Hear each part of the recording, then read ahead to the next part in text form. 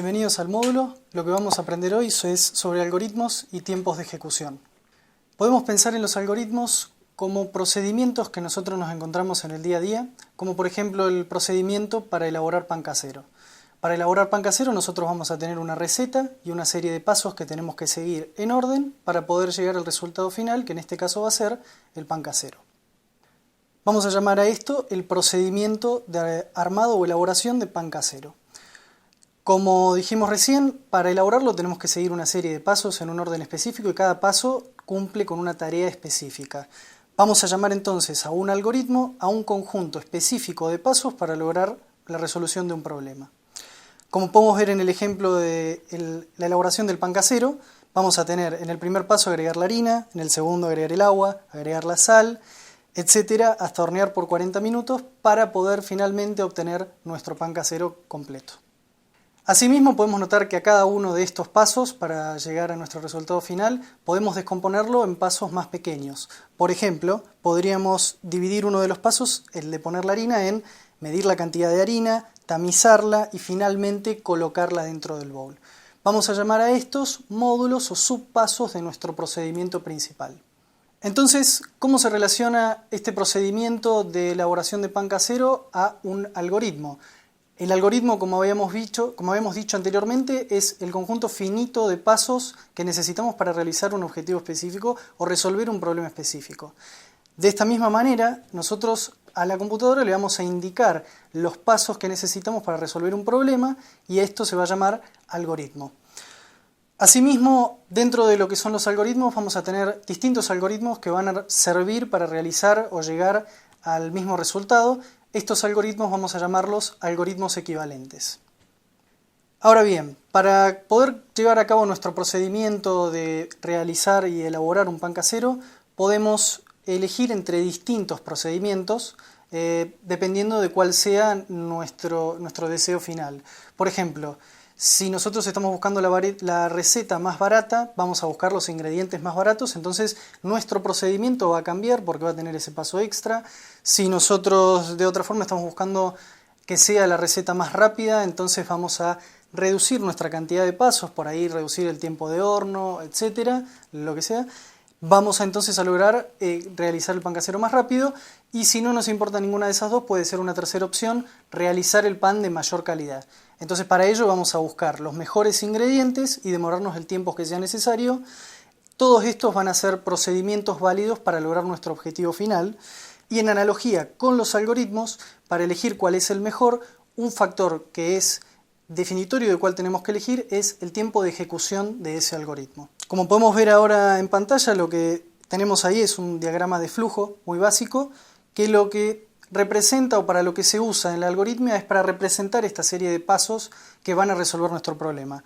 Por arriba vamos a tener los ingredientes, en este caso de la analogía del pan casero, o la entrada a nuestro algoritmo, y más abajo cada bloque representa un paso o alguna cosa que tenga que ejecutar nuestro algoritmo para avanzar con los pasos del programa. Asimismo, en un punto vemos también un punto de inflexión en el que va a tomar un camino o el otro y finalmente abajo de todo va a estar la salida que va a ser nuestro pan casero. Los invito ahora a realizar la actividad y nos vemos a la vuelta.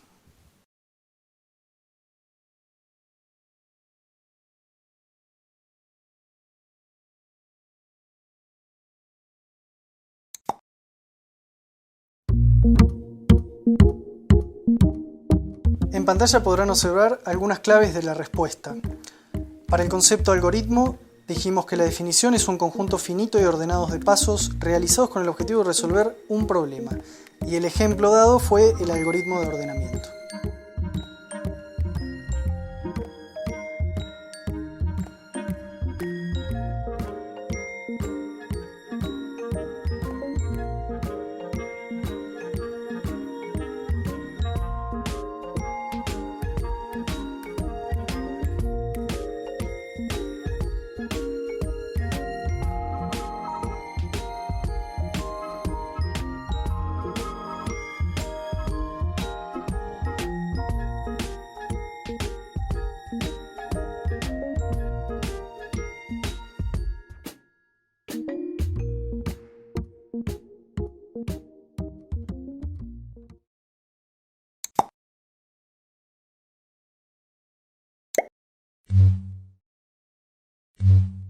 Bienvenidos, vamos a ver ahora notación O y análisis.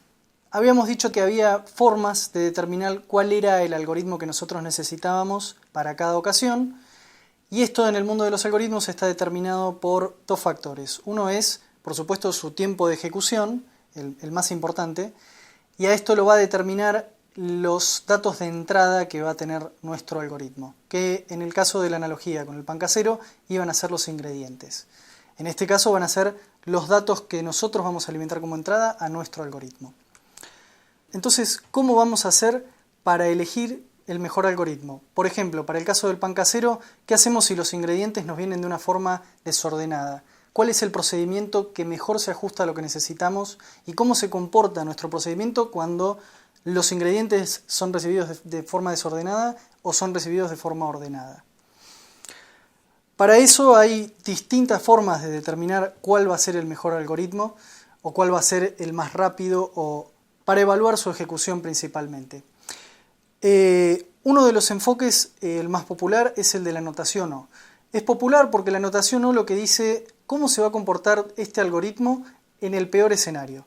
Por ejemplo, me vienen todos los ingredientes desordenados, se asume lo peor para mi algoritmo. Entonces podemos determinar cuál es el tiempo de ejecución máximo de mi algoritmo a través de la notación O. La notación O se dibuja a través de una cota superior en la que se dice este va a ser el tiempo de ejecución máximo de mi algoritmo. Asimismo, tenemos otro enfoque que es la notación omega, que la notación omega es más optimista que la notación O y dice el mejor escenario va a ser este, los datos van a venir exactamente como yo los esperaba, entonces mi algoritmo se va a comportar de la manera más optimista posible. Y asimismo existe también otro caso, otro enfoque en realidad para analizar a nuestros algoritmos y a su tiempo de ejecución, que va a ser la notación theta, en la que la notación theta nos va a decir a la ejecución de este algoritmo la determina esta función. Y normalmente la notación theta se dibuja como una línea o un caso que va entre la notación O, que habíamos visto que era el peor caso, y la notación omega, que era el mejor, dibujando una línea entre estos dos casos. Y asimismo existe un último caso en el que dice, este es el promedio de variación que van a tener tus datos de entrada, entonces como la mayoría de los casos van a ser así, este va a ser el tiempo de ejecución de tu algoritmo cuando se corresponda al promedio de esta variación de datos de entrada. Bien, vamos a hacer ahora un poco de foco sobre la notación O. Acá vamos a ver en pantalla dos ejemplos de notación O muy básicos, en los que podemos ver, por ejemplo, una función en la que se suma el valor x e y que yo le paso a esa función. ¿Cuál va a ser entonces la notación O de esta función? Va a ser O de 1.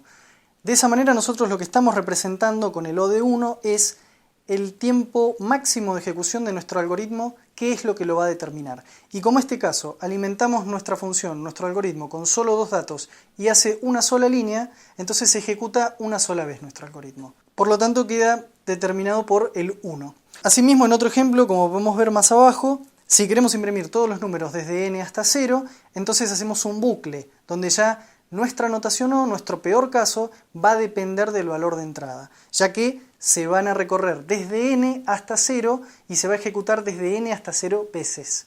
Por lo tanto, nuestra notación O para este caso va a ser O de n, y n va a determinar la complejidad y la cantidad de tiempo de ejecución de nuestro algoritmo.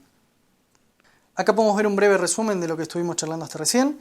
La notación O Big O, entonces, para el peor caso, la notación omega para el mejor, el más optimista con los datos de entrada, y la notación theta, que va a ser determinada por una función y normalmente está entre la cota superior O y la cota inferior omega.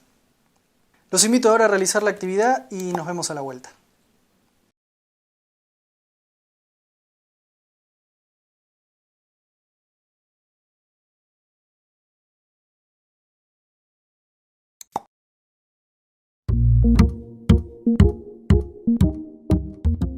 En pantalla podrán observar algunas claves de la respuesta. Las sentencias vinculadas a notación O, que es una función que indica el límite superior de crecimiento de una función, la cota superior, la notación omega y la notación theta, en la que dicen que una función g de x crecerá más lento o a lo sumo tan rápido como f de x.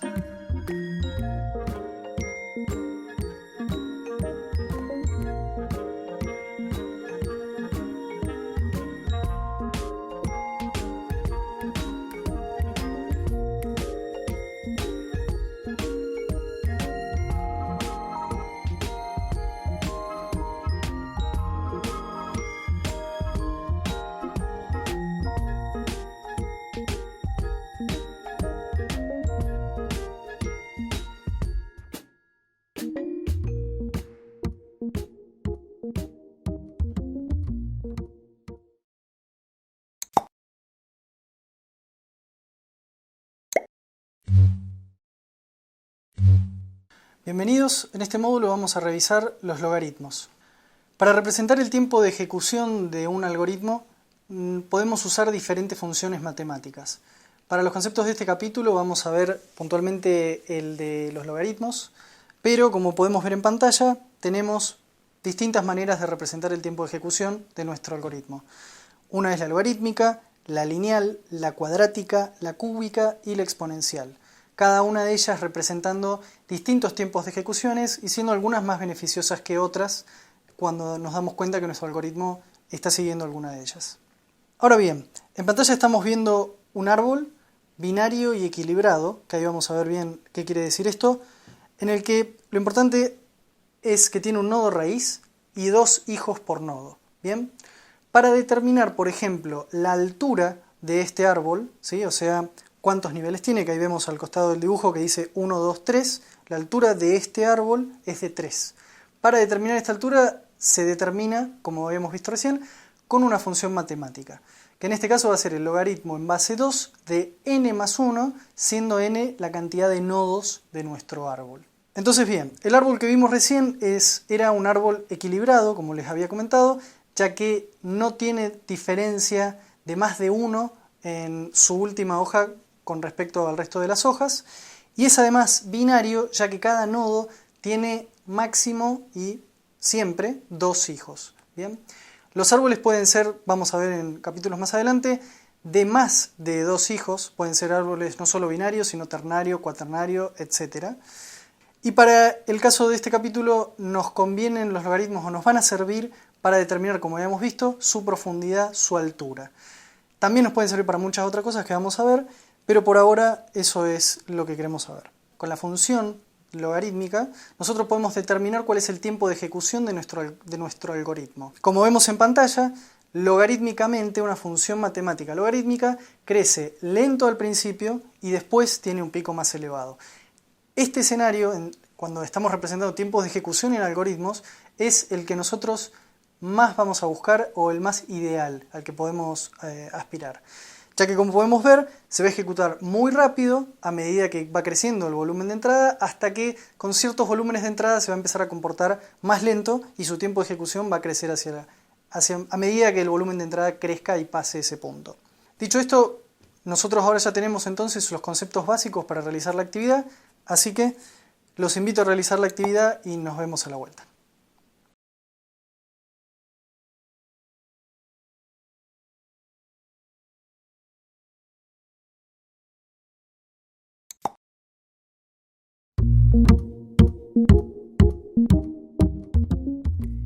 En pantalla podrán observar algunas claves de la respuesta y podemos ver que existen algoritmos que presentan un comportamiento logarítmico cuando se analiza su tiempo de ejecución.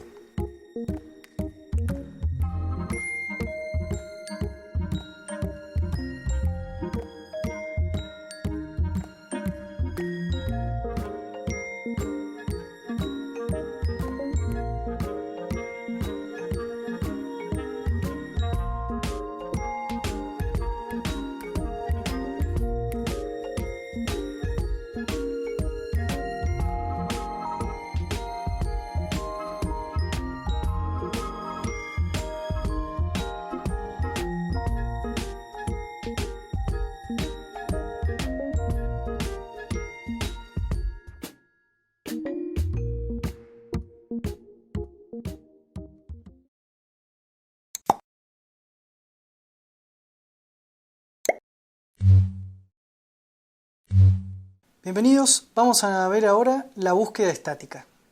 ¿Imaginan cómo llevaríamos a cabo las tareas de búsqueda que hoy por hoy nos están ahorrando el software, las computadoras y nuestros dispositivos si no existieran?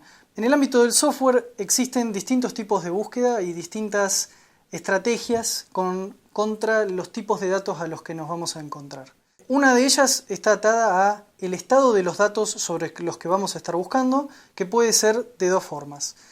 Nosotros podemos encontrarnos con que los datos están estáticos, o sea que no van a cambiar de tamaño en el tiempo, no van a crecer, no se van a agregar nuevos ni se van a eliminar actuales. Entonces vamos a decir que va a ser una búsqueda estática, porque no puede cambiar el set de datos. Otra de ellas es la búsqueda dinámica, en la que sí se asume que va a variar el set de datos en el tiempo. Entonces vamos a estar haciendo una búsqueda sobre algo que no sabemos el tamaño de antemano, ya que puede cambiar dinámicamente. Entonces vamos a tener el modelo estático o la búsqueda sobre datos estáticos y la búsqueda sobre datos dinámicos. Otro tema que define los tipos de búsqueda que nosotros vamos a hacer, si está ordenado o desordenado, que como vimos en capítulos anteriores, esto puede afectar y tener un impacto en el tiempo de ejecución de nuestro algoritmo. Como podemos ver en pantalla, ahí tenemos los tipos de búsqueda y a su vez sobre estos tipos de búsqueda tenemos distintos métodos de búsqueda, que puede ser secuencial, de ir en orden uno por uno, binaria, en el que vamos a tomar un camino o el otro, como veíamos anteriormente, el árbol, y por interpolación, en la que vamos a ir tomando distintas técnicas para analizar una parte de los datos o la otra, como vamos a ver. Entonces bien, volviendo al caso de la guía telefónica, en la que nosotros nos encontramos contra un set de datos que es estático, porque por supuesto la guía no, a menos que le agreguemos una hoja nueva, en el caso de la guía impresa, no vamos a estar modificando la cantidad de datos que va a tener ese set de datos. Entonces decimos que es una búsqueda estática. Podemos pensar, en comparación a este ejemplo de búsqueda estática, un caso en el que la búsqueda podría ser dinámica, que puede ser en lugar de con la guía impresa, cuando estamos nosotros buscando un contacto en el celular. La guía y la lista de contactos de nuestro celular varía dinámicamente, ya que nosotros vamos agregando contactos a esta lista o borrando los menos deseados. En este caso, en vez de hacer una búsqueda estática, nosotros vamos a tener que hacer una búsqueda que tenga en cuenta este cambio de datos. Asimismo, los datos van a estar ordenados, entonces el costo de la búsqueda es más barato, pero va a subir su costo y su tiempo de ejecución, ya que nosotros vamos a estar editando este set de datos. Por lo tanto, el ejemplo de la lista estática o de la búsqueda estática va a ser contra una guía impresa y modificable en el que el set de datos es estático, y el ejemplo de una búsqueda dinámica va a ser para el caso de una lista de contactos en nuestro celular en los que nosotros constantemente editamos su contenido y su longitud. Ahora resta que realicen la actividad práctica integradora. Hasta la próxima.